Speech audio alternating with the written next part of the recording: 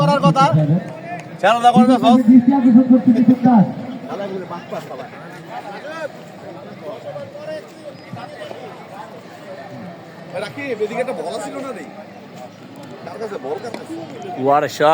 বল সজনে হাঁকিয়েছে মিড অফের উপর দিয়ে কামরুল হাসান পায়েল, দুটি রান সংগ্রহ করে নিল।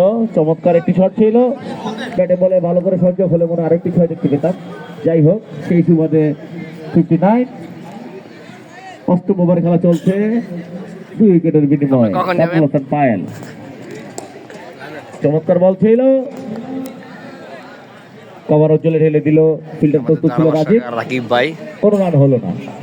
ধন্যবাদ আমার ভাই সবুজকে, সে আমাদের মাস্টার অফ ক্রিকেটের মিডিয়ার দায়িত্ব পালন করছে আজকে।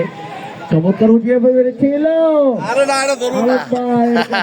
কিন্তু আলম ভাই শুনে বলটিকে থামিয়ে দিল এবং একটি রান সংগ্রহ করে নিল, যদিও আউটের একটি সম্ভাবনা ছিল।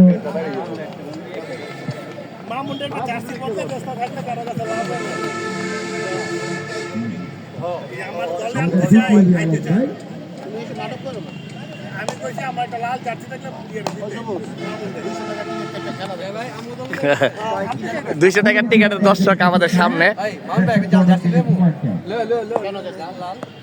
ওই সামনে আবার ঠেক দেয়। বাহ,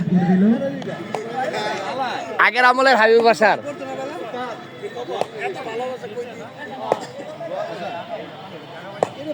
পরবর্তী বল করার জন্য প্রস্তুত সাহেব রহমান, ব্যাটসম্যান